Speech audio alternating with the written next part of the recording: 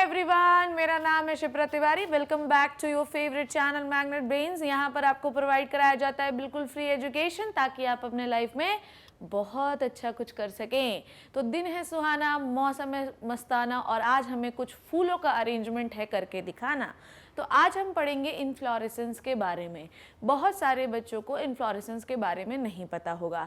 Last class में हम लोगों ने स्टेम को पूरा ख़त्म कर लिया था, जिसमें मैंने आपको एनसीईआरटी स्टेम तक की पढ़ा दी थी। अभी तक जो कहानी मुझे थी समझानी वो मैंने आपको समझा दी है। उससे जो क्वेश्चन आएंगे वो ज़्यादातर मॉडिफिकेशन से आते हैं, मैं बार बार आपको बोल रही हूँ। पर आज से, अभी से, इसी वक्त से, इसी क्षण से, इसी घड़ी से जो टॉपिक मैं शुरू करने वाली हूँ, इससे और इसके बाद से जितने भी टॉपिक मैं आपको पढ़ाऊंगी वो एग्जामिनेशन पॉइंट ऑफ व्यू से भयंकर तरीके से इंपॉर्टेंट हैं। ये मान लो कि जो भी क्वेश्चन मॉर्फोलॉजी से आना है वो यहीं से आना है। आज के बाद जितने भी लेक्चर्स मैं लूँगी वो NEET examination point of view से बहुत ज़्यादा इम्पॉर्टेंट हैं। आपकी इस साल की नीट की परीक्षाएं जो हैं वो टल गई हैं, पर ये जो नीट की परीक्षा है वो 11th वाले बच्चे इस साल नहीं देंगे, वो तो अगले के अगले साल देंगे। तो फिलहाल अगर कोई बच्चा मेरा लेक्चर देख रहा है और वो नीट में अपीयर होने वाला है तो उस बच्चे के लिए अभी तो आपके पास मतलब 3-4 महीने के लिए तो शायद नीट की पीजी परीक्षा टली है, यूजी परीक्षा का भी नोटिफिकेशन नहीं आया है, पर मोस्ट प्रोबेबली शायद टल जाए। पर अगर नहीं भी टली तो जो चैप्टर में मॉर्फोलॉजी आपको ये वाला पढ़ा रही हूँ बच्चों, इससे हर साल 3 से 4 क्वेश्चन आते ही हैं। तो अगर आप इन 4-5-6 दिनों में मेरे इन ये लेक्चर मॉर्फोलॉजी के लगा लोगे तो ये मान लो कि आपको नीट परीक्षा में आने वाले मॉर्फोलॉजी के हर सवाल बन जाएंगे। मैं ये कोशिश करूँगी कि फ्लावर के बाद मैं आपको इन्फ्लोरेसेंस और फ्लावर के थोड़े से क्वेश्चन सॉल्व करवा दूँ, जिससे आपका ये टॉपिक और ज़्यादा स्ट्रॉन्ग हो जाए। ठीक है, so let's start with the inflorescence. चलिए, इन्फ्लोरेसेंस से बहुत सारे लोगों को ये समझ में आ रहा है कि it is something related with the फूल खिलाना। समझ रहे हो बात को? इन्फ्लोरेसेंस से मेरे प्यारे बच्चों को इतनी बात समझ में आ गई होगी कि फूल खिलाने टाइप का कुछ मैकेनिज्म होता होगा। मेरे बच्चे बिल्कुल सही बात समझ गए हैं। पर इन्फ्लोरेसेंस हमें किस चीज़ का पढ़ना है? हमें फ्लावर का इन्फ्लोरेसेंस पढ़ना है। हमें ये देखना है कि किस तरीके से फ्लावर अरेंजमेंट होता है, तो इसके लिए हमें फ्लावर पढ़ना ज़रूरी है। पर according to your NCERT inflorescence पहले दिया गया है, इसलिए मैं इन्फ्लोरेसेंस पहले पढ़ाऊंगी। पर इन्फ्लोरेसेंस पढ़ने से पहले आपको मैं बताती हूँ इन्फ्लोरेसेंस किसका पार्ट है। अगर मैं देखूँ इन्फ्लोरेसेंस किसका पार्ट है बच्चों, inflorescence is the part of flower, isn't it? भैया मुझे इन्फ्लोरेसेंस मतलब किसका देखना? फ्लावर का ही तो देखना है कि नहीं देखना है? भैया मुझे फूल ही तो खिलाने हैं। ठीक है, सो इन्फ्लोरेसेंस जो है वो हम फ्लावर का देखते हैं। तो फ्लावर में हम सबसे पहली चीज़ जो आज कंप्लीट करेंगे वो है इन्फ्लोरेसेंस। ठीक है, उसके बाद फ्लावर में हम क्या कंप्लीट करेंगे? फ्लावर में कंप्लीट करेंगे उसका स्ट्रक्चर। ठीक है, स्ट्रक्चर में मैं आपको इसकी कुछ चीज़ों के बारे में बताऊंगी। जैसे मैं आपको बताऊंगी कैलिक्स, ठीक है, कोरोला, ठीक है, एंड्रोशियम और बताऊंगी गाइनोशियम। ठीक है, साथ ही साथ हम क्या पढ़ेंगे? हम पढ़ेंगे फ्लावर में type of flower, types of flower. ठीक है, ओके, इतनी चीज़ हमको फ्लावर में कंप्लीट करनी है। ठीक है, और एक और चीज़ जो हम कंप्लीट करेंगे वो कंप्लीट करेंगे सिमेट्री ऑफ फ्लावर। और सिमेट्री जो है वो टाइप के अंदर ही आ जाती है, इसलिए मैंने टाइप ऑफ फ्लावर लिख दिया है। ठीक है, तो बच्चों मेरे लाल, आपको टोटली फ्लावर में इतनी सारी चीज़ें पढ़नी है। तो आज की कक्षा में हम पढ़ रहे हैं फ्लावर का इन्फ्लोरेसेंस। शुरू करें। इन्फ्लोरेसेंस की सिर्फ अभी मैं आपको डेफिनेशन बताती हूँ। ठीक है, फिर इन्फ्लोरेसेंस पढ़ने से पहले कुछ बेसिक चीज़ें मैं आपको बताऊंगी कि आपको करना क्या है। इन्फ्लोरेसेंस का मतलब क्या होता है वो अब हम जानते हैं क्या है। ठीक है, inflorescence is the arrangement of the flower into the floral axis. ठीक है, it is the arrangement of the flower into the floral axis. ठीक है, arrangement of the flower into the floral axis. ठीक, आपके फ्लोरल एक्सिस में flower का क्या arrangement है, किस तरीके से वो लगे हैं, मोड ऑफ डिस्ट्रीब्यूशन, अरेंजमेंट के साथ आप एक और चीज जो ऐड करेंगे वो भी बता देती हूँ, मोड ऑफ डिस्ट्रीब्यूशन। यहाँ पे जगह नहीं है, थोड़ा सा साफ कैसे लिखूं यार,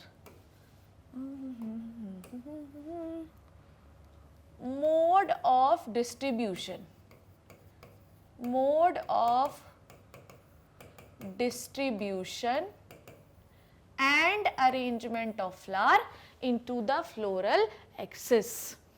ठीक है, अब ये हो गया, this is the definition of the inflorescence बच्चों। ठीक है, कि किस तरीके से आपके फ्लोरल एक्सिस में फ्लावर का डिस्ट्रीब्यूशन और उनका अरेंजमेंट होता है, दिस इज द डेफिनेशन। ठीक है, बट मैडम ना तो हम फ्लावर के बारे में जानते हैं, ना तो हम फ्लोरल एक्सिस के बारे में जानते हैं, ये क्या होता है जरा हमें बताइए। आइए, मैं फ्लावर का आज आपको पहला पार्ट पढ़ाने वाली हूँ, which is the inflorescence. Flower के बारे में डिटेल से मैं अगली कक्षा में नेक्स्ट क्लास में शुरू करूंगी, पर मेरे बच्चों अगर आप इन्फ्लोरेसेंस पढ़ने वाले हो तो थोड़ा सा आपको फ्लावर के बारे में जानना पड़ेगा, लिटिल। ठीक है, थोड़ा सा बता देती हूँ। देखिए, फ्लावर को आपकी एनसीईआरटी क्या कहती है, सबसे पहले हम फ्लावर जानते हैं, क्योंकि हम इस डेफिनेशन में ना तो फ्लावर जानते हैं ना तो फ्लोरल एक्सिस जानते हैं। फ्लावर को हम कहते हैं condensed shoot. Flower is called as condensed shoot. It is the reproductive structure. ठीक है, कैसा स्ट्रक्चर होता है, रिप्रोडक्टिव स्ट्रक्चर होता है। ठीक है, ओके, ठीक, सीड वीड बनाने के काम आता है। कंडेंस्ड शूट, इसका मतलब आप क्या समझे, देखो अब यहां से थोड़ी सी कहानी आपको समझाती हूँ। Why flower is called as condensed shoot. हम यहाँ पर अभी ये समझ रहे हैं कि फ्लावर को हम कंडेंस्ड शूट क्यों कहते हैं और फ्लावर बनते कैसे हैं, थोड़ी सी कहानी समझेंगे इसके बारे में, आइए मेरे साथ। ठीक है, देखिए अगर आप ध्यान लगा के पढ़ोगे ना बच्चों तो कोई चीज़ डिफिकल्ट नहीं है।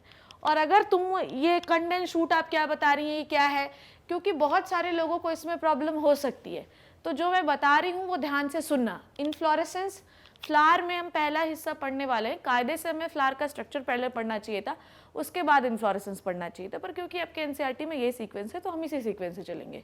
सो किसी भी शूट में फ्लावर का क्या अरेंजमेंट है, किस तरीके से वो लगा हुआ है, क्या डिस्ट्रीब्यूशन है, उसको पढ़ने की कहानी को हम इन्फ्लोरेसेंस कहते हैं। आपने देखा होगा कि कई बार स्टेम में एक सिंगल फ्लावर लगा होता है, कई बार स्टेम में बंच ऑफ फ्लावर लगे रहते हैं, कई बार स्टेम में ऊपर बड़े फ्लावर होते हैं, नीचे छोटे फ्लावर होते हैं, कई बार स्टेम में नीचे बड़े फ्लावर होते हैं, ऊपर छोटे फ्लावर होते हैं। तो इसका मतलब ये कि हर बार जो आपका पेड़ है उसमें एक ही तरीके का फ्लावर अरेंजमेंट नहीं होगा। तो different type of flower arrangement की स्टडी को हम इन्फ्लोरेसेंस कहते हैं। पर बात यह कि फ्लावर है क्या, ठीक है, ओके, सबसे पहले हमको ये जानना है कि फ्लावर है क्या। सो flower is the condensed shoot. क्यों कहा मैंने इसको कंडेंस्ड शूट, अब आपको ये कहानी समझ में आएगी। आइए देखते हैं। सबसे पहले let me make the stem. ठीक है, ये क्या बना दिया मैंने, स्टेम। ठीक है, अब इन स्टेम में क्या होते हैं बच्चों, नोड्स होते हैं। ठीक है, नोड्स होते हैं, ये सारे नोड्स होते हैं, डन। ठीक है, कंडेंस्ड शूट बोल रहा है ये। ठीक है, ध्यान से समझिएगा मेरी बात को, क्या बोल रही हूँ मैं। अगर मैं, देखो ध्यान से समझो, अब यहाँ पर एक लीफ बना लेती हूँ। ठीक है, नोड से हमारे पास क्या निकलती है, नोड से हमारे पास निकलती है एक लीफ। ठीक है, लिख दूं मैं यहाँ पर ये क्या क्या है, दिस इज द नोड। दो नोड के बीच की जगह को इंटर नोड कहते हैं, ये हम कई बार पढ़ चुके हैं। अब आप ध्यान से समझिएगा क्या बोल रही हूँ मैं। नोड से लीफ निकलती है, ठीक है, और स्टेम और नोड के बीच का ये जो हिस्सा होता है it is called as leaf axil. ठीक है, लीफ और इसकी स्टेम के बीच की जगह को लीफ एक्सिल कहते हैं। और लीफ एक्सिल से हम क्या निकाल सकते हैं बच्चों, लीफ एक्सिल से हम निकाल सकते हैं ब्रांच। ठीक है, लीफ एक्सिल से हम क्या निकाल सकते हैं, ब्रांच। ये भी पढ़ाया था मैंने आपको। क्यों निकाल सकते हैं, क्योंकि लीफ एक्सिल के पास एक बर्ड होती है जिसे आप कहते हैं एक्सिलरी बर्ड। ठीक है, लीफ एक्सिल के पास लीफ एक्सिल के पास एक बर्ड होती है which is called as axillary bud. अब यही एक्सिलरी बर्ड जो है ये दो चीजें बना सकती है, या तो एक्सिलरी बर्ड ब्रांच बना ले या तो एक्सिलरी बर्ड फ्लावर बना ले। ठीक है, अब इस एक्सिलरी बर्ड ने ब्रांच बना लिया है, इस एक्सिलरी बर्ड ने ब्रांच बना लिया है। ठीक है, अब क्या होगा ध्यान समझना। भैया ब्रांच में भी तो नोड्स होंगे, भैया ब्रांच में भी तो नोड्स होंगे, बोलिए होंगे कि नहीं होंगे? ब्रांच में भी तो नोड्स होंगे। ठीक है, ये नोड्स हैं, समझो बात को, क्या बोला अब मैंने, ब्रांच में भी तो क्या होंगे, नोड्स होंगे। अब क्या होता है कि ये जो नोड्स होते हैं ना, नोड्स ये कंप्रेस हो जाते हैं। क्यों? क्योंकि इंटर नोड की बीच की जगह छोटी हो जाती। क्या बोला मैंने? ये जो नोड्स दिख रहे हैं आपको 1 2 3, ये जो रेड रेड आपको दिख रहे हैं, दीज आर नोड्स। ये नोड्स एकदम पास पास आ जाते हैं, ये नोड्स क्या हो जाते हैं, एकदम पास पास आ जाते हैं, कंप्रेस हो जाते हैं। समझो, ये जो मान लो यहाँ इन नोड से तो मैंने मान लो लीव बना दिया, कोई दिक्कत नहीं, इन नोड से तो मैंने मान लो लीव बना दिया, पर ये जो बाकी के आगे के नोड हैं ये क्या हो जाएंगे, कंप्रेस हो जाएंगे। क्या हो जाएंगे? कंप्रेस हो जाएंगे। कंप्रेस होने के बाद, अब ध्यान से समझेंगे सब लोग मेरी बात, क्या कंप्रेस होने के बाद, what is wrong with this यार, हाँ, तो कंप्रेस होने के बाद ओके, अब यहां समझ में आएगा। कंप्रेस होने के बाद क्या होगा, अब समझो बात को। कंप्रेस होने के बाद ये जो नोड्स हैं ये एकदम पास पास आ जाएंगे, आ गए पास पास। ठीक है, एकदम पास पास हो गए, कंडेंस्ड हो गया आपका शूट। बोलो कंडेंस्ड हो गया कि नहीं शूट? वो समझ रहे हो? ये जो नोड इतने दूर स्टेम है, ये जो नोड इतने दूर दूर थे, अब ये नोड जो है ये पास आ गए, अब ये कंडेंस्ड हो गए। यहाँ पर ये सारे नोड्स क्या हो गए, कंडेंस्ड हो गए। कंडेंस्ड होने के बाद ये जो नोड कंडेंस्ड क्यों हो गए, क्योंकि इंटर नोड जो डिस्टेंस थी वो छोटी हो गई। This is the condensed node, ध्यान से समझते जाइएगा। ये क्या है, कंडेंस्ड नोड है। ठीक है, और नोड किसका पार्ट होता है, शूट का पार्ट होता है। शूट क्या होता है, स्टेम जिसमें लीफ और फ्लावर सब ये सब लगे हो। तो दिस इज द शूट जिसमें नोड थे, नोड कंप्रेस हो गए। कंप्रेस होने के बाद ये कंप्रेस इस तरीके से दिखे। अब कंप्रेस होने के बाद ये एक स्ट्रक्चर बनाते हैं जिसे आप कहते हैं थैलेमस। ठीक है, जिसे आप क्या कहते हैं, थैलेमस। क्या समझा आपने कि कंप्रेस होने के बाद ये एक स्ट्रक्चर बनाते हैं जिसे आप कहते हैं थैलेमस। ठीक, अब आपको पता है कि मैडम एक्सिलरी बर्ड से हम या तो ब्रांच बना सकते हैं या तो फ्लावर बना सकते हैं। ठीक है, ब्रांच के नोड्स को हम लोगों ने कंप्रेस कर लिया, ये स्टेम में भी ऐसा ही हो सकता है, मेन स्टेम में भी ऐसे ही हो सकता है। कंप्रेस करने के बाद हमने क्या किया, उसको एक स्ट्रक्चर में कन्वर्ट कर लिया जिसे कहते हैं थैलेमस। ठीक है, अब स्टेम में क्या लगता है, लीफ। स्टेम में क्या लगता है, लीफ। तो थैलेमस में भी लीफ ही लगेगा। समझो, flower is what, it is a modified shoot, और शूट में क्या होता है, लीव्स। ठीक है, तो जब हम स्टेम को कंडेंस करते हैं, शूट को कंडेंस करते हैं, तो एक थैलेमस लाइक स्ट्रक्चर बनता है। अब थैलेमस के ऊपर क्या होंगे, जुड़ेंगे फ्लावर के पार्ट। तो फ्लावर में क्या क्या होता है, सेपल होता है, पेटल होता है, एंडोशियम होता है, गायनोशियम होता है, मतलब पिस्टल होता है, कार्पल होता है, ये सारी चीजें होती हैं। ये सब क्या है, ये सब क्या है बच्चों, this is the modified leaf, this is the modified leaf. समझ में आई बात? अब इस थैलेमस में क्या क्या लगेगा बोलेंगे, अब इस थैलेमस में इसकी मॉडिफाइड लीफ लगाइए। सबसे पहली मॉडिफाइड लीफ, सबसे पहली मॉडिफाइड लीफ आप कौन सी लगाएंगे, this is called as sepal. ठीक है, this is called as sepal. Okay, this is called as sepal. उसके बाद दूसरी मॉडिफाइड लीफ आप थैलेमस के ऊपर कौन सी लगाएंगे, आप लगाएंगे पेटल। ठीक है, दूसरी मॉडिफाइड लीफ आपने कौन सी लगाई, पेटल।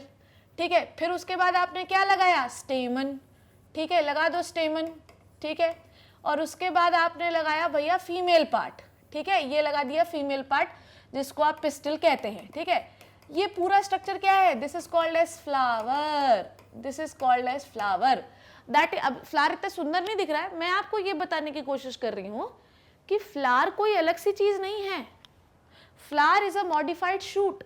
जब आप शूट को कंडेंस कर देते हैं तो उसके जो सारे नोड हैं वो एक जगह पर आ जाते हैं, कलेक्ट होकर एक वो स्ट्रक्चर बनाते हैं। The name of structure is called as thalamus. अब थैलेमस के ऊपर बहुत सारी चीजें जुड़ती हैं। अब शूट के ऊपर क्या लगता है, ऐसे क्या लगता है, लीफ लगती हैं। शूट के ऊपर क्या लगती है, लीफ लगती हैं। पर क्योंकि शूट कंडेंस हो गया है तो उसमें लगेगा लीफ जैसा कोई पार्ट। ठीक है, लीफ जैसा कोई part, it is also called as modified leaf. तो ये जो सेपल पेटल ये सब लगाते हो ना, it just a modified leaf, that is why flower is called as modified shoot. समझ में आई बात? फ्लावर कोई अलग सी चीज नहीं है, flower is a modified shoot. जब हम शूट को कंडेंस कर देते हैं तो फ्लावर का फॉर्मेशन होता है। जिस प्रकार से बिना कंडेंस किए हुए शूट में लीफ लगती है, वैसे ही कंडेंस किए हुए शूट में फ्लावर लगता है। समझ में आई बात? फ्लावर में जितनी भी चीजें they all are modified leaves बच्चों। समझ में आ गई बात? इतनी बात आपको क्लियर हो गई? चलिए, अब ये कहानी मेरे बच्चों को क्लियर हो गई कि फ्लावर क्या होता है and why it is called as condensed shoot. ठीक है, अब आपको अच्छा ऐसा ही फ्लावर, मान लो यहाँ के इंटरनोड कनेक्ट हो जाए तो क्या होगा, यहाँ पर भी ऐसे ऐसे ऐसे ऐसे कंडेंसेशन होगा और यहाँ पर भी फ्लावर का फॉर्मेशन हो जाएगा। ठीक है, तो डिपेंड करता है कि हम कहाँ पर फ्लावर का फॉर्मेशन कर रहे हैं। फ्लावर यहाँ भी बना सकते हैं, यहाँ भी बना सकते हैं, कहीं भी बना सकते हैं, बट अल्टीमेटली मेन तरीका क्या है फ्लावर बनाने का? फ्लावर बनाने का तो भैया एक ही तरीका है कि आपको नोड्स को कंडेंस कर देना है। नोड कंडेंस ऐसा होता है कि इंटरनोड नोड कंडेंस ऐसा होता है कि जो इंटरनोड है ना, इनकी जगह छोटी हो जाती है, पास आ जाएंगे, थैलेमस बना लेंगे। थैलेमस के ऊपर जो है different modified leaves called as calyx, corolla, sepal, petal, ये सारी चीजें लग जाएंगी and they will make the flower. Done. Why it is called as reproductive structure? क्योंकि यही सीड वीड बनाता है, ठीक है, यही फ्रूट वूट बनाता है, इसलिए इसको आप रिप्रोडक्टिव स्ट्रक्चर कहते हैं, जिससे नए जो है प्लांट आते हैं। ठीक है, तो इस तरीके से हम फ्लावर बनाते हैं बच्चों। ठीक है, अब आपको एक और चीज समझाती हूँ, ध्यान से देखना। सो इन्फ्लोरेसेंस समझ गए, फ्लावर समझ गए, फ्लावर कैसे होता है, कंडेंस शूट होता है, ये कैसे बना ये भी हम समझ गए। ठीक है, ये इस तरीके से बना ये भी हम समझ गए। डन, आगे बढ़ते हैं। नाउ अब आपको मैं बताने वाली हूँ फ्लोरल एक्सिस। हमने क्या पढ़ा कि arrangement of flower into the floral axis is called as inflorescence. Now मेरे बच्चों की फ्लोरल एक्सिस है क्या? चलिए आइए देखिए, फ्लोरल एक्सिस एक स्टेम बनाइए। ठीक है, एक स्टेम बनाते हैं। ठीक है, ये स्टेम में यहाँ पर एक लीफ जुड़ी हुई है। ठीक है, लीफ और स्टेम के बीच की जगह को लीफ एक्सिल कहते हैं। तो यहाँ से आप एक ब्रांच निकाल दिए। ठीक है, क्या निकाल दिए? ब्रांच निकाल दिए। अब ब्रांच में बच्चों यहाँ पर भी क्या प्रेजेंट होंगे? नोड्स प्रेजेंट होंगे। ठीक है, नोड्स प्रेजेंट होंगे। ठीक है, नोड्स प्रेजेंट होंगे तो बच्चों ऐसा है कि यहाँ से भी क्या निकलेंगी? लीव्स निकलेंगी। ठीक है, यहाँ से भी क्या बाहर आएंगी? लीव्स बाहर आएंगी। ठीक है, यहाँ से भी क्या बाहर आएंगी? लीव्स बाहर आएंगी। ठीक है, यहाँ से भी क्या बाहर आएंगी? लीव्स बाहर आएंगी। अब यहाँ से आप एक और ब्रांच निकाल सकते हो, पर यहाँ पर ऐसा क्या था कि आपने ब्रांच निकाली, यहाँ पर था एक्सिलरी बर्ड, ये आप कई बार पढ़ चुके हैं, एक्सिलरी बर्ड। ठीक है, पर अब मेरे बच्चों एक बात ध्यान से समझिएगा, एक्सिलरी बर्ड से आप दो चीजें बना सकते हैं। या तो आप ब्रांच बना लीजिए, जो कि आपने बनाई। ब्रांच बनाओगे तो ब्रांच में नोड होंगे जिससे लीफ बनेंगी, और लीफ बनने का कैरेक्टर कौन करता है? वो करती है एपिकल बर्ड। ठीक है, और आप इससे बना सकते हो फ्लावर। क्या बना सकते हो? फ्लावर। या तो आप ब्रांच बना लो या तो आप फ्लावर बना लो। हमने यहाँ से एक ब्रांच बना ली, पर अब हमारा अब जो है एक्सिलरी बर्ड का मन है कि वो ब्रांच नहीं बनाएगी। उसने क्या बना लिया? लीफ एक्सिल से उसने क्या बना लिया? लीफ एक्सिल से उसने बना लिया फ्लावर। लीफ एक्सिल से उसने यहाँ पे बना लिया एक फ्लावर। लीफ एक्सिल से यहाँ पर बना लिया उसने एक फ्लावर। ठीक है, लीफ एक्सिल से हो गया, यहाँ पे फ्लावर बना लिया। डन। ओके, और हो सकता है कि यहाँ पर भी आपको एक फ्लावर मिले। ठीक है, खैर अभी छोड़ो, यहाँ पर समझ गए ये फ्लावर बना। ठीक, अब आप क्या देख रहे हो बच्चों? देखो, अब आपको कुछ लेबलिंग समझाती हूँ। ये जो डंडी दिख रही है, डंडी जो आपको दिख रही है ना, डंडी जिससे फ्लावर जुड़ा हुआ है स्टेम से। ठीक है, पहले फ्लोरल एक्सिस समझ लो। ये ब्रांच जिसमें फ्लावर लगा हुआ है, तो ये फ्लोरल एक्सिस नहीं, this is not floral axis, no. Floral axis क्या है? ये ब्रांच, ऐसी ब्रांच जिसमें फ्लावर लगा हुआ है, इसे कहते हैं फ्लोरल एक्सिस। समझ में आई बात? फ्लोरल एक्सिस क्या है? ब्रांच जिसमें फ्लावर जुड़ा हुआ है। ठीक है, नाउ ब्रांच जिसमें क्या जुड़ा हुआ है बच्चों? फ्लावर जुड़ा हुआ है। अब अगर मान लो फ्लावर यहाँ पर जुड़ा हुआ होता तो फ्लोरल एक्सिस क्या होता? ये होता फ्लोरल एक्सिस। समझ में आई बात? ठीक है, क्योंकि ब्रांच में फ्लावर जुड़े हुए हैं इसलिए फ्लोरल एक्सिस ये हो गया। डन। अब आपको एक और कहानी समझाती हूँ, ध्यान से देखना। ठीक है, मैं आपको बताऊंगी the difference between the pedicel and peduncle के बारे में। सपोज दैट कि यहाँ पर हम लोग एक ब्रांच बना ले रहे, ध्यान से देखेंगे सब लोग। यहाँ पर ये मेन स्टेम है, मेन स्टेम से एक ब्रांच निकली हुई है।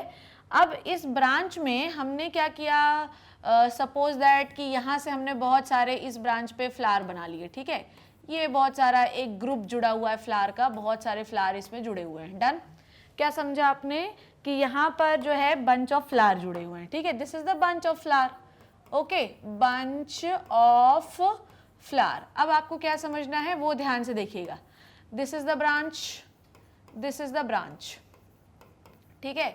मैं आपको डिफरेंस समझा रही हूं पेडिसिल और पिडनकल में। क्या होता है पेडिसिल वो देखिए, ये जो पूरा बंच ऑफ फ्लावर जिस डंडे से स्टेम से जुड़ा हुआ है, इस डंडे को आप कहते हो पिडनकल। क्या समझा आपने कि बंच ऑफ फ्लावर जिस डंडे से स्टेम से जुड़ा हुआ है उसे मैं कहती हूं पिडनकल। बंच ऑफ फ्लावर जिस डंडे से, ब्रांच से या स्टेम से जुड़ा हुआ है उसे मैं कहती हूं पिडनकल। तो एक फ्लावर जिस डंडे से जुड़ा हुआ है उसे मैं कहती हूं पेडिसिल। क्या कहा मैंने, एक फ्लावर, जैसे मान लो कि ये मेरी, एक और बना देती हूं, जैसे मान लो कि ये एक ब्रांच है, इस ब्रांच में दो फ्लावर इस तरीके से जुड़े हुए हैं यहाँ पर, ठीक है, दो फ्लावर जुड़े हुए हैं, एक और जोड़ लो, तीन फ्लावर जुड़े हुए हैं, एक और जोड़ लो, चार फ्लावर जुड़े हुए हैं। तो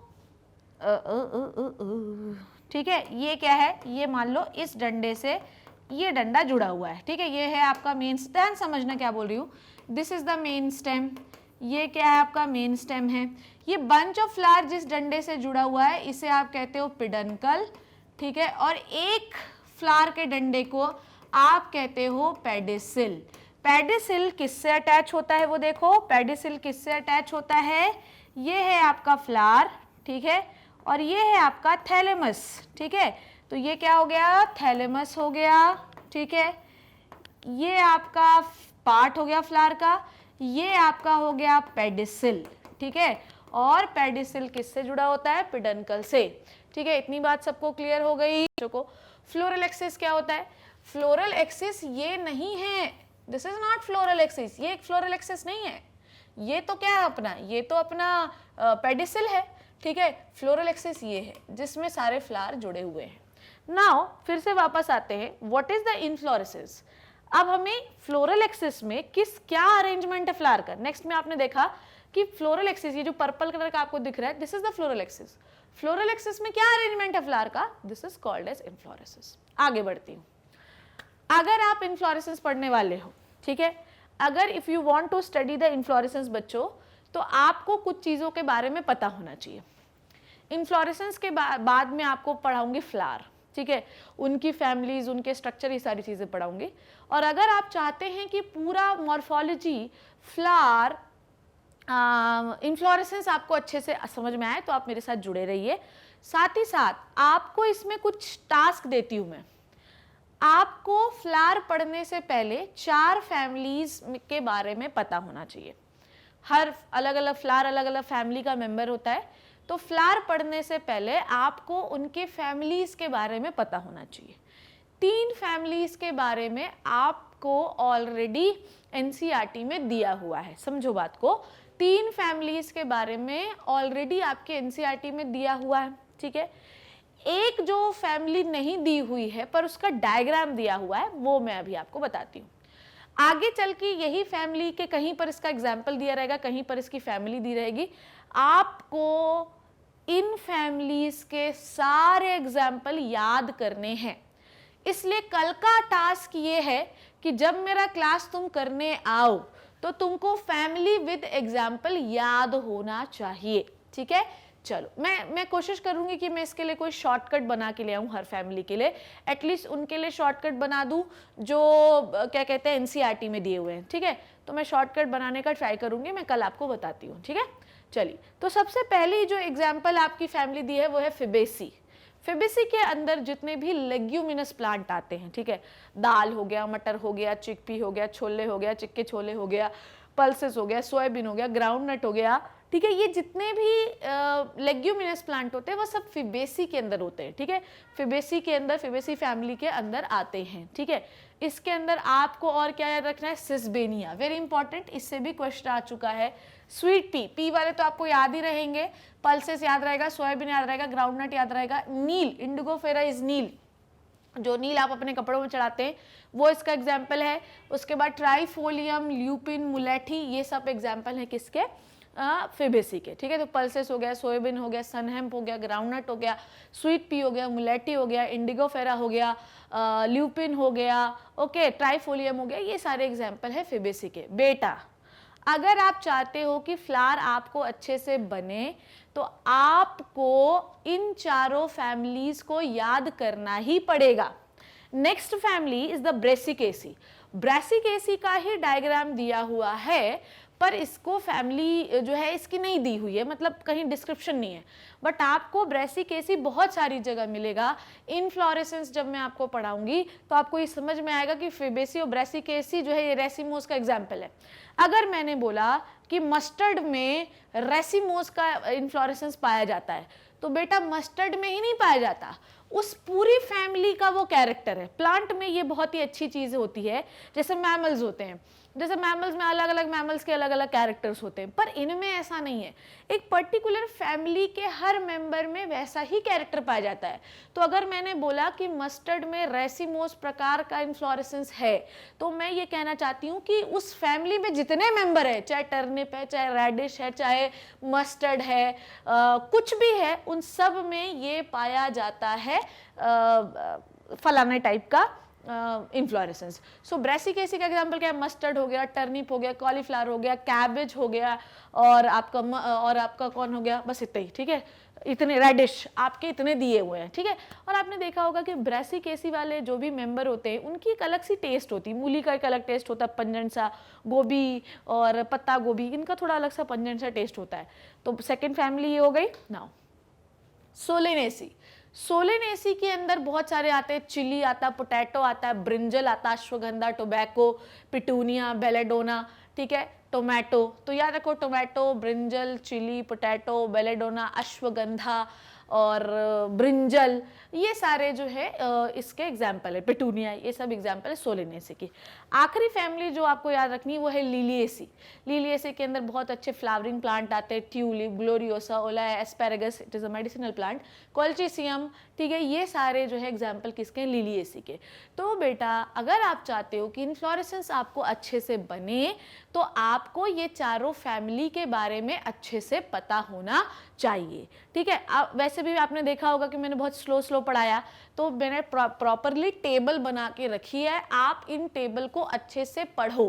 ठीक है, आप इनके लिए मैं कोशिश करूंगी कि कोई शॉर्टकट बना के ले आऊं, एटलीस्ट उतने एग्जाम्पल रटवा दूं जितने आपके एनसीईआरटी में हैं। तो एनसीईआरटी के एग्जाम्पल से पूछा जाएगा, जैसे कि आपको रेसिमोस का मान लो इन्फ्लोरेसेंस का क्वेश्चन पूछ रहा है, खैर मैं इसको रेसिमोस में बताती हूँ, तो टेंशन मत लो। ठीक है, नाउ तो अब थोड़ा फ्लावर का डिस्क्रिप्शन पढ़ लेते हैं। Flower is a modified shoot due to the apical shoot meristem.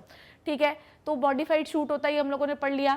ठीक है, तो ऊपर क्या होता है, जैसे फ्लावर बनाना है हम लोगों को। ठीक है, तो मान लो कि यहाँ पर फ्लावर बनाना है। ठीक है, अब यहाँ पर हम एक फ्लैट टिपर बनाना चाहते हैं, तो यहाँ का जो मेरिस्टम होता है ना वो मॉडिफाई हो गया और उसने फ्लोरल मेरिस्टम बना दिया। फ्लोरल मेरिस्टम क्या होता है, कुछ नहीं, फ्लावर बनाने के मेरिस्टम को हम फ्लोरल मेरिस्टम कहते हैं, दैट्स इट। ठीक है, ये बात अभी तक आपको क्लियर हो गई, इसमें तो कोई कंफ्यूजन नहीं है।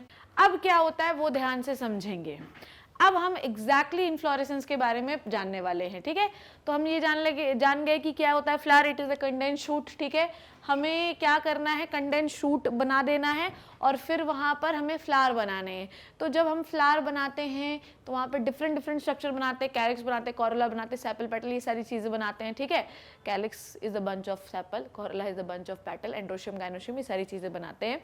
तो ये सब बनाने को हम कहते हैं फ्लोरल मेरिस्टम बना रहे हैं, वहाँ पे हम फ्लावर बना रहे हैं। ठीक है, जैसे कि हम एक्सिलरी बर्ड कहते हैं तो वहाँ पर एक्सिलरी मेरिस्टम होता है, तो हम कहते हैं लीव, वहाँ पर आप बना लो, ब्रांच बना लो।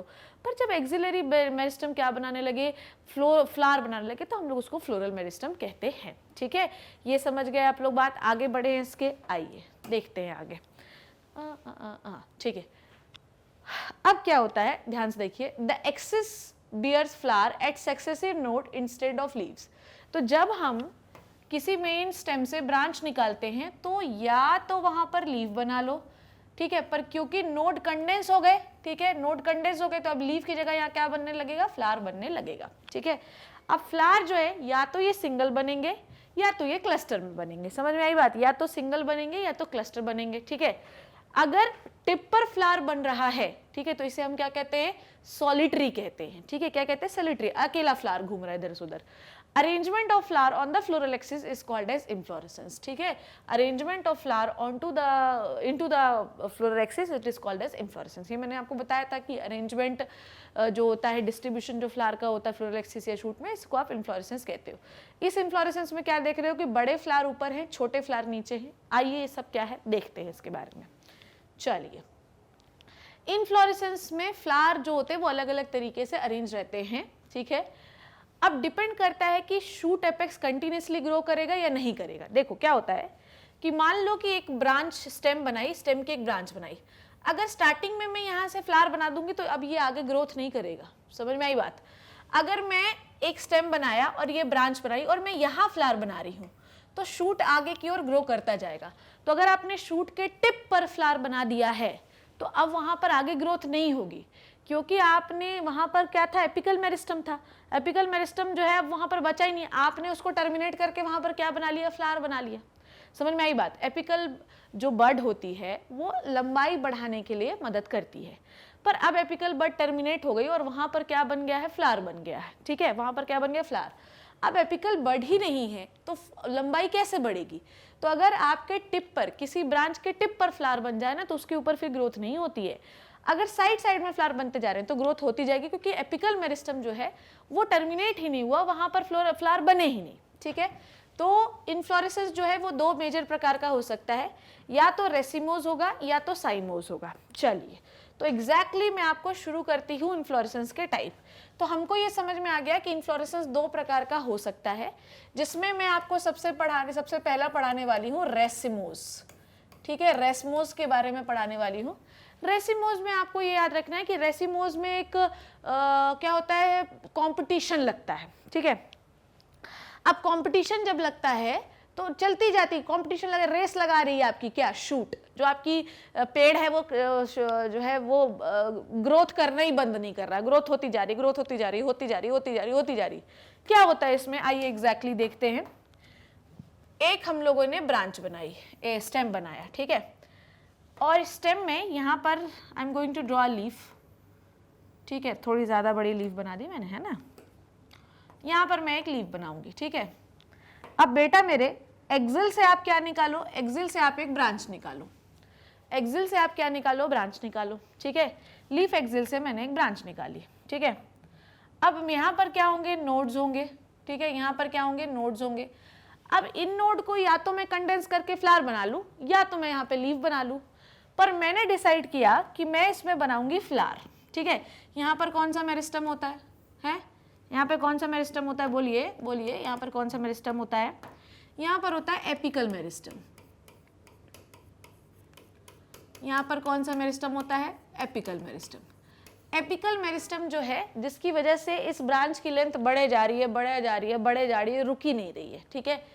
तो रेसिमोज जो होता है इन्फ्लोरेसेंस, इसमें शूट ग्रोथ इज अनलिमिटेड। क्या समझा इसमें आपने? मैडम इसमें हमने समझा कि शूट की ग्रोथ होती ही रहती है, रुकती ही नहीं है, क्योंकि टर्मिनल पोजीशन पे शूट टिप पर जो एपिकल मेरिस्टम है वो फ्लावर में कन्वर्ट नहीं हुआ है, तो वो बढ़ता जाएगा, बढ़ता जाएगा, बढ़ता जाएगा। जब वो बढ़ता जाएगा तो क्या होगा, ध्यान समझिएगा। यहाँ पर है जिससे शूट की लेंथ कंटिन्यूसली क्या होती जाएगी, इंक्रीज होती जाएगी। अब यहाँ पर कुछ कंडीशंस आपको बता देती हूँ। नंबर 1 पे यहाँ पर क्या होता है, ध्यान से समझिए। ब्रांच हमारी ये थी, ब्रांच हमारी ये थी, यहाँ पर ब्रांच था अभी, तो एपिकल मेरिस्टम कहाँ पर था? ये है एपिकल मेरिस्टम, ब्रांच यहाँ है, एपिकल मेरिस्टम ये है, ठीक है। एपिकल मेरिस्टम पहले हम मानते हैं कि पहले यहाँ पर था, अब इंक्रीज होकर यहाँ पे पहुँच गया।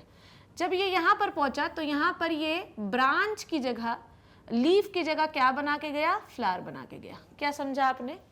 क्या समझा आपने? ध्यान से समझना है ना। जब एपिकल मेरिस्टम बढ़ेगा तो नीचे क्या बनेंगे? लीव्स बनेंगे, ठीक है। नीचे क्या बनेंगे? लीव्स बनेंगे। एपिकल मेरिस्टम जब बढ़ता है तो यहाँ पर जो अनडिफरेंशिएटेड लीव्स होती हैं वो नीचे वो लीव बना बनाकर ऐसा छोड़ता जाता है। पर अगर मैं रेसिमोज इन्फ्लोरेसेंस के बारे में बात कर रही हूँ बच्चों, तो लीफ नहीं बनेगी। क्यों नहीं बनेगी? क्योंकि ये जो सारे नोड्स है ना, ये कंडेंस हो जाएंगे, और कंडेंस होकर क्या बन जाएगा बीच में? कंडेंस होकर क्या बना लेंगे? फ्लावर बना लेंगे, तो लीफ नहीं बनेगी। ठीक है, नेक्स्ट क्या हुआ? नेक्स्ट क्या हुआ? ब्रांच जो है वो इतनी बड़ी हो गई, ब्रांच जो है वो इतनी बड़ी हो गई, और एपिकल मेरिस्टम यहां पर पहुंच गया। डन। तो वो नीचे क्या छोड़ के गया? सबसे पहले उसने यहां पर एक फ्लावर बनाया, ठीक, ये, फिर उसने यहां पर एक फ्लावर बनाया, ये थोड़ा और बढ़ाती, ये, फिर उसने यहां पर एक फ्लावर बनाया, ये, और उसने यहां पर फ्लावर बनाया, ये। एपिकल मेरिस्टम और आगे जाएगा तो नीचे जो है नोड्स कंडेंस होते जाएंगे और फ्लावर बनते जाएंगे। डिफरेंस क्या देखा आपने? डिफरेंस ये देखा कि ब्रांच की लेंथ बढ़ती जा रही, बढ़ती जा रही, बढ़ती जा रही है, तो शूट का ग्रोथ अनलिमिटेड है। ठीक है, और यहाँ पर जो ओल्डर फ्लावर हैं वो नीचे की ओर है। ओल्डर फ्लावर जो हैं वो कहाँ की ओर हैं बच्चों? लोअर पोजीशन पे है, जबकि जो यंगर फ्लावर हैं वो ऊपर की ओर दिखाई दे रहे हैं आपको। यंगर फ्लावर जो हैं वो ऊपर की ओर दिखाई दे रहे हैं। अब अगर मैं इनको ध्यान से देखूं तो ये मुझे ए शेप के दिखाई देंगे, ये देखो, ऐसा ऐसा। ठीक है, तो मैं इन्हें कहती हूं कि इनका अरेंजमेंट है एक्रोपिटल। कैसा है इनका अरेंजमेंट? एक्रोपिटल मैनर है। एक्रोपिटल मैनर का मतलब ये होता है कि भैया ऐसा है कि जो यंग फ्लावर होगा वो हमेशा ऊपर की ओर होगा। और क्यों होगा ऊपर की ओर? क्योंकि एपिकल बड खिसकता जाएगा ऊपर की ओर, और नीचे जो है नोड्स कंडेंस होते जाएंगे। नोड अगर कंडेंस नहीं होते तो वहां लीफ बनती, पर यहाँ पर नोड कंडेंस होकर क्या बनाते जा रहे हैं? फ्लावर बनाते जा रहे हैं। ऊपर खिसकता जाएगा, नीचे फ्लावर छोड़ता जाएगा। तो जो सबसे पहले बना होगा वो सबसे पुराना होगा ना, सबसे बड़ा होगा, जो बाद में बना होगा सबसे नया होगा। ठीक है, क्या समझा आपने? देखो, यहाँ पर हमारे पास एक्सिलरी बर्ड से एक ब्रांच निकली। ब्रांच निकली तो मैंने आपको क्या पढ़ाया था कि यहाँ पर एक एपिकल मेरिस्टम होता है। एपिकल मेरिस्टम अपनी अनडिफरेंशिएटेड लीफ को खोल खोल कर नीचे छोड़ता जाता है। जब ब्रांच बनती है तो उसमें नोड्स बनते हैं। ठीक है, जब ब्रांच बनती है तो उसमें क्या बनते हैं? नोड्स बनते हैं। ठीक है, और उन नोड्स में लीव्स लगती हैं। पर अगर मान लो एपिकल मेरिस्टम, एपिकल बड खिसकती जा रही है, एपिकल मेरिस्टम खिसकता जा रहा है, पर नीचे नोड इतनी लेंथ में नहीं है। नीचे भैया ऐसा है कि ये जो नोड है ये एक जगह पर कंडेंस हो गए, यहाँ पर कंडेंस हो गए, तो अब यहाँ पे लीफ थोड़ी बनेगी, यहाँ पर तो क्या बनेगा? फ्लावर बनेगा। यहाँ पर भी नोड कंडेंस हो गए। नोड कंडेंस हुए इसका मतलब क्या समझा आपने? नोड कंडेंस हुए इसका मतलब ये समझा कि जो इंटर नोड है इसका लेंथ खत्म हो गया, तो यहाँ पर भी एक फ्लावर बनेगा, यहाँ पर भी एक फ्लावर बनेगा। तो एपिकल बड खिसकने की वजह से दो चीजें बनती हैं, या तो आप लीफ बना लो या तो आप फ्लावर बना लो। अगर नोड्स प्रॉपर पोजीशन पे है, ठीक है, इंटर नोड जो है प्रॉपर लेंथ का है, तो वहाँ लीफ बनेगी। पर अगर इंटर नोड प्रॉपर लेंथ का ना रहा, सारे नोड्स आपस में आकर चिपक गए, तो वहाँ फ्लावर बनेगा। ठीक है, ये बात समझ गए आप लोग? ठीक है, इसलिए हम कहते हैं कि एक्सिलरी बर्ड जो है वो ब्रांच बनाती है जिससे फ्लावर बनते हैं। ठीक है, एपिकल मेरिस्टम जो है वो खिसकाने का काम करता है। ठीक है, ये बात क्लियर हो गई आपको? समझ में आ गई बात? अगर मैं इसको और अच्छे से बनाकर दिखाऊं तो ये आपको कुछ इस तरीके का दिखेगा। ठीक है, देखो, सबसे पहले I am going to draw a stem. ठीक है, ठीक है, अभी क्या हुआ? यहाँ पर सबसे पहले देखो, ऐसे बनाती हूँ, यहाँ पर मैंने सबसे बड़े फ्लावर बनाए। ठीक है, यहाँ पर मैंने क्या बनाया? सबसे बड़ा फ्लावर बनाया। जब मैं ऊपर गई तो मैंने इससे छोटा फ्लावर बनाया। ठीक है, जब मैं इससे ऊपर गई तो मैंने और छोटा फ्लावर बनाया। जब मैं इससे ऊपर गई तो मैंने बहुत ही छोटा फ्लावर बना लिया। ठीक है, अब यहाँ पर मैंने बनाया एपिकल मेरिस्टम। इसका मतलब ये कि ग्रोथ जो है अभी भी ऊपर चलती जा रही है। अगर मैं बनाऊं तो ये मुझे ए शेप का दिखाई दे रहा है। बोलो, ए शेप का दिखाई दे रहा है कि नहीं दिखाई दे रहा है? जिसमें मैं देखूं तो ओल्डर फ्लावर जो है वो मुझे नीचे की ओर दिखते हैं, और यंगर एंड स्मॉलर फ्लावर जो होते हैं वो मुझे ऊपर की ओर दिखाई देते हैं। ठीक है, ये समझ गए आप लोग बात? ठीक है, इस अरेंजमेंट को मैं ए शेप का बन रहा है ना ये, ठीक है, तो इस अरेंजमेंट को मैं एक्रोपिटल अरेंजमेंट कहती हूँ। ठीक है, इसे मैं कहती हूँ एक्रोपिटल अरेंजमेंट। अब ये अरेंजमेंट आपको कहाँ दिखाई देगा? ये देखो, जब मैंने आपको फैमिलीज पढ़ाई थी तो मैंने आपको यही बोला था कि आपको फैमिलीज याद रखनी है, ठीक है। पहली जो 2 फैमिलीज मैंने आपको रटने के लिए बोली हैं वो कौन सी है भैया? वो मैडम आपने बताई कि ब्रैसिकेसी और फेबेसी, ठीक है। ब्रैसिकेसियाई आपको याद रख लेना है और फेबेसी, ठीक है, ओके। ये 2 फैमिली जो है ये रेसिमोज का एग्जाम्पल होती है, ठीक है। ये डन हो गया पहला inflorescence, we have done with the first inflorescence, we have done with the first inflorescence. चलिए अब मैं दूसरा इन्फ्लोरेसेंस आपको बताती हूँ, साइमोज, ठीक है। दूसरा इन्फ्लोरेसेंस हम शुरू कर रहे हैं, वो है साइमोज। ध्यान से समझना क्या बोला मैंने। थोड़ी देर पहले मैंने आपको ये समझाया था कि अगर ये एपिकल मेरिस्टम टर्मिनेट हो जाए और यहाँ पर एक फ्लावर बन जाए, ठीक है, फ्लावर बनने का कहानी यही है कि यहाँ पे कंडेंसेशन हो जाए और यहाँ पे फ्लावर बन जाए, तो आगे ग्रोथ नहीं हो सकती, ग्रोथ नहीं हो सकती, लंबाई नहीं बढ़ सकती, क्योंकि लंबाई बढ़ने का मेन कारण ही क्या है? एपिकल मेरिस्टम है। तो यहाँ पे ग्रोथ तो नहीं हो सकती है, ठीक है। अब क्या होता है वो ध्यान से समझिए। कई बार ये मेन स्टेम है, ठीक है, मेन स्टेम की ये एक ब्रांच है, ठीक है, जो कि किससे बनी है? एक्सिलरी बर्ड से बनी है। अब हुआ क्या कि नीचे कोई फ्लावर नहीं बना, पर यहाँ पर एक फ्लावर बन गया, थोड़ा सुंदर फ्लावर बनाती हूँ ना, ठीक है। यहाँ पर एक फ्लावर बना दिया आपने, ये एक फ्लावर बन गया, तो ब्रांच के टिप पर आपको सिर्फ एक सिंगल फ्लावर बन रहा है। यहाँ पर भी ऐसा बन सकता है, ठीक है, यहाँ पर भी एक सिंगल फ्लावर बन सकता है, कोई दिक्कत नहीं। तो आप क्या देख रहे हो कि टिप पर एक सिंगल फ्लावर दिखाई दे रहे हैं, दे रहे कि नहीं दे रहे? नीचे कोई फ्लावर नहीं दिखाई दे रहा है, ठीक। तो अब ना तो ऊपर की ओर आप ग्रोथ कर सकते हो, ठीक है, ना तो ब्रांच इधर ग्रोथ कर सकती है, क्योंकि एपिकल मेरिस्टम टर्मिनेट हो गया और वहां फ्लावर बन गया, ठीक है। ऐसे अरेंजमेंट को हम कहते हैं सॉलिटरी। क्या कहते हैं? सॉलिटरी। सॉलिटरी का मतलब ये है कि शूट टिप पर ओनली सिंगल फ्लावर बनेगा, ठीक है। लिख देती हूं, single flower on the shoot tip, ठीक है, ये सिंगल फ्लावर बना। अब सॉलिटरी जैसा ही कुछ है साइमोस, पर साइमोस में शूट टिप पर सिंगल है, पर शूट में और भी है। आइए देखें कैसे होता है ये। चलो आ जाओ, देखो क्या बोला मैंने। ये मैंने बनाया एक स्टेम, डन। अब क्या हुआ देखोगे, यहां से मैंने बनाई एक ब्रांच, ठीक है, यहां से मैं बना रही हूं एक ब्रांच। ध्यान से देखें कि बात को मेरी, क्या बोल रही हूं मैं।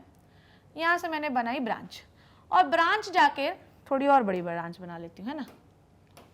यहां से मैंने बनाई एक ब्रांच, ठीक है, ब्रांच जाकर टर्मिनेट हो गई फ्लावर में। ब्रांच ने डिसाइड किया कि अब वो टर्मिनेट हो जाएगी फ्लावर में, फ्लावर में टर्मिनेट हो गई। बच्चों देखो, ब्रांच पे फ्लावर लगा दिया मैंने। ये थोड़ा ब्रांच पर मोटा बना सकते थे क्यों? चलो देखो, सबसे पहले मैंने स्टेम पे बनाई एक ब्रांच बनाई, और ब्रांच के टिप पर एक फ्लावर बना लिया। अब इस ब्रांच की लेंथ यहां से नहीं बढ़ सकती है ना, ओके, पर फ्लावर बना लिया। अब देखो बेटा, ऐसा है, क्या बोल रही हूं मैं, ध्यान से समझेंगे बात को मेरी, है ना। अब क्या हुआ देखो, यहां पर नोट्स की वजह से मैंने एक लीफ बना ली, थोड़ी और अच्छे से बनाती हूँ, किसी और कलर से बनाती हूँ जिससे आपको विजिबल हो। अब यहाँ पर एक नोट था जिससे मैंने एक लीफ बना ली, यहाँ पर भी एक लीफ बना ली। ऐसा लीफ ऑपोजिट हो सकता है, कोई दिक्कत नहीं है, ठीक। ध्यान समझना, मैंने शूट को टर्मिनेट कर लिया, ब्रांच को टर्मिनेट कर लिया, यहाँ फ्लावर बना लिया, अब आगे ग्रोथ नहीं हो सकती, ठीक है। अब भैया ये भी तो एक लीफ एक्सिलन है, यहाँ पर एक लीफ थी तो आपने यहाँ से एक ब्रांच निकाल ली, तो यहाँ पर कौन सी बर्ड हुई? यहाँ पर एक्सिलरी बर्ड है। यहाँ पर कौन सी बर्ड है बच्चों? एक्सिलरी बर्ड है। ऐसी ही एक्सिलरी बर्ड यहाँ पर भी तो होगी, बोलेंगे यहाँ पर भी तो एक एक्सिलरी बर्ड होगी। हाँ मैम होगी, तो यहाँ से भी एक ब्रांच निकाल लो ना, यहाँ से तुमने एक ब्रांच निकाल ली। अब इस ब्रांच को भी आखिरी में तुमने किस में टर्मिनेट कर दिया भैया? मेरे फ्लावर में टर्मिनेट कर दिया। मतलब इस ब्रांच की भी अब यहाँ से फ्लावर में ग्रोथ नहीं हो सकती, ठीक है। पर हुआ क्या कि इसमें भी छोटी छोटी पत्तियां आ गई। बोलो, इसमें भी छोटी छोटी पत्तियां आ गई, है ना। यहाँ पर भी छोटी छोटी पत्तियां आ गई। ये इन पत्तियों को थोड़ा मैं अच्छे से बनाती हूँ, है ना। ये इन पत्तियों को ऐसा बना लेती हूँ मैं, ठीक है ना, ये सही है। थोड़ा सा क्या है, छोटा जगह बनाएंगे तो सही रहेगा, ये सही है। ये देखो, अब यहाँ पर भी अपन लोग पत्ती बना लेते हैं, यहाँ पर भी पत्ती बनाओ, ठीक है। तो यहाँ पर भी इसकी भी एक एक्सिलरी बर्ड होगी कि नहीं होगी, बोलो। यहाँ से भी एक एक्सिलरी बर्ड निकलेगी, ठीक, यहाँ से भी एक एक्सिलरी बर्ड निकलेगी, एक्सिलरी बर्ड होगी जहाँ से ब्रांच निकलेगी। पर ये भी ब्रांच किससे टर्मिनेट हो गई, फ्लावर में थोड़े छोटे फ्लावर बनाना पड़ेंगे यहाँ पे। ये भी किस में टर्मिनेट हो गई, फ्लावर में टर्मिनेट हो गई, बना दो फ्लावर, ठीक है, बना दो फ्लावर, यहाँ पे बना दिया फ्लावर आपने, बना दिया फ्लावर आपने, ठीक है। क्या देखा आपने, यहाँ पर थोड़ा बेस छोटा करना पड़ेगा मुझे। देखो, यहाँ से एक फ्लावर बना दो, यहाँ से एक फ्लावर बना दो, ये लीफ बना दो। अभी मैं पूरा समझा भी रही हूँ, टेंशन ना लो। आधे से अधिक बच्चे जो है कि बोलेंगे क्या बता रही हैं आप, क्या समझा आपने, क्या है, क्या समझा आपने। सॉलिटरी में आपने समझा कि अगर मेन स्टेम पर फ्लावर बन जाए तो मेन स्टेम की भी ग्रोथ नहीं हो सकती, अगर ब्रांच के टिप पर फ्लावर बन जाए तो वहां पर भी ग्रोथ नहीं हो सकती। क्यों नहीं हो सकती, क्योंकि वहां पर एपिकल मेरिस्टम को आपने टर्मिनेट करके वहां पर फ्लावर मेरिस्टम बना लिया है, वहां पर आपने एपिकल मेरिस्टम की जगह फ्लावर उगा लिए है, ठीक है। अब क्या हुआ, साइमोस में क्या होता है, सपोज दैट मैंने यहाँ से, यहाँ पर एक लीफ थी, लीफ और स्टेम के बीच में एक्सिलरी बर्ड होती है। एक्सिलरी बर्ड से आप दो चीजें बना सकते हैं, या तो ब्रांच और फ्लावर। हमने इस एक्सिलरी बर्ड से ब्रांच बना लिया और ब्रांच के एंड को टर्मिनेट कर दिया और वहां फ्लावर बना लिया, ठीक है। Flower, it is called as flower meristem, ठीक है। अब इस ब्रांच की लेंथ आगे नहीं बढ़ सकती, तो क्या हुआ, इस ब्रांच में पत्तियां भी तो आएंगी। अब यहाँ पर जो दो पत्तियां आई, इसके एंगल पर भी एक्सिलरी बर्ड होगी कि नहीं होगी, यहाँ पर भी एक्सिलरी बर्ड होगी कि नहीं होगी। अब इस एक्सिलरी बर्ड से भी आप दो चीजें बना सकते हैं, या तो आप ब्रांच बना लो या तो फ्लावर बना लो। हमने डिसाइड किया कि हम इस एक्सिलरी बर्ड से ब्रांच बनाएंगे और इस एक्सिलरी बर्ड को फिर हमने टर्मिनेट किससे कर दिया, फ्लावर से, यहाँ टर्मिनेट हो गया। पर अगर हमने ब्रांच बनाई तो यहाँ पर और पत्तियां आएंगी, पत्तियां आई तो उसकी भी एक्सिल निकलेगी, जिससे हमने यहाँ पर डिसाइड किया कि अब हम इससे ब्रांच नहीं बनाएंगे, हम इसे डायरेक्ट क्या बना लेंगे, फ्लावर बना लेंगे, ठीक है। तो आपने क्या देखा, हमने ये वाले में डिसाइड किया कि हम ब्रांच नहीं बनाएंगे, डायरेक्ट फ्लावर बनाएंगे। इससे डिसाइड किया कि हम ब्रांच बनाएंगे और उसमें पत्ती और फ्लावर दोनों बना दिया हमने, ठीक है। और हमने इसे डिसाइड किया कि हम इससे ब्रांच बनाएंगे। तो हमने क्या देखा कि जो ओल्डर फ्लावर है वो हमेशा कहाँ की ओर होता है, ऊपर की ओर, ठीक है, अपर साइड पे होता है, और जो यंगर फ्लावर होता है वो हमेशा नीचे की ओर होता है। दोनों में डिफरेंस है, जो यंगर फ्लावर होता है वो हमेशा लोअर साइड में होता है, देखा आपने, ठीक है। और इस अरेंजमेंट को मैं कहती हूँ बेसिपिटल अरेंजमेंट। ऐसे अरेंजमेंट को मैं क्या कहती हूँ बच्चों, ऐसे अरेंजमेंट को मैं कहती हूँ बेसिपिटल अरेंजमेंट, ठीक है। क्या कहती हूँ मैं इसे, बेसिपिटल अरेंजमेंट। क्या समझा आप लोगों ने, क्या समझा आपने, मैंने ये समझा कि एक्सिलरी बर्ड से मैं दो चीजें बना सकती हूँ, या तो ब्रांच या तो फ्लावर। पहली एक्सिलरी बर्ड से मैंने ब्रांच बनाई, जिसको मैं साइमोज और रेसिमोज में ये अंतर होता है कि साइमोज में, रेसिमोज में कभी भी एपिकल मेरिस्टम फ्लावर में नहीं बदलता है, एपिकल मेरिस्टम में कभी फ्लावर नहीं बनेगा। यहाँ पर एपिकल मेरिस्टम टर्मिनेट हो गया और उस जगह पर हमने क्या बना लिया, फ्लावर बना लिया। कैसे बना लिया, एपिकल मेरिस्टम की वजह से बहुत सारे नोड्स और लीव्स बनती है, हमने वहां पर जितने भी नोड बनने थे एपिकल मेरिस्टम ने सब में कंडेंस करके वहां पर फ्लावर बना लिया। अब अगर मैंने ब्रांच बनाई और टर्मिनेट कर दिया फ्लावर से, तो इस ब्रांच की ग्रोथ आगे नहीं हो सकती। पर क्योंकि ब्रांच बनी है तो भैया एपिकल मेरिस्टम पीछे कुछ लीव्स भी तो बना के गया होगा, नोड्स भी तो बना के गया होगा। तो हमने एपिकल मेरिस्टम की वजह से जो दो लीव्स बनी थी, ठीक है, वहां पर भी लीफ एक्सिल होगा, ठीक है भैया, लीफ बनी, यहाँ लीफ एक्सिल होगा। हमने यहाँ से एपिकल मेरिस्टम को टर्मिनेट कर दिया है, पर नीचे तो काम करके गया होगा ना एपिकल मेरिस्टम, तो उसने क्या बना के गया, लीफ बना के गया। लीफ के एंगल से आपने और ब्रांच निकाली और इस ब्रांच को भी हमने किससे टर्मिनेट कर दिया है, किससे टर्मिनेट कर दिया, फ्लावर से, ठीक है। और फिर हमने क्या किया, ठीक है, बोलो मैडम यहाँ एपिकल मेरिस्टम कैसे आया। हर शूट का जो टिप होता है वहां एपिकल मेरिस्टम होता ही है। अगर आप इस लीफ एक्सिल से ब्रांच बना रहे हो तो इसके टिप पर पहले एपिकल मेरिस्टम था, पर उसको भी आपने किससे टर्मिनेट कर दिया, फ्लावर से, ठीक है। फिर ये अगर मैंने ब्रांच माना तो ये एपिकल मेरिस्टम जब टर्मिनेट हुआ होगा तो उसके पहले भी वो लीफ और नोड्स बना के गया होगा, तो इसका भी एक एक्सिल होगा। पर हमने यहाँ पर अब डिसाइड किया कि हमें ब्रांच नहीं बनानी, हम डायरेक्टली इससे क्या बना सकते हैं, फ्लावर बना सकते हैं।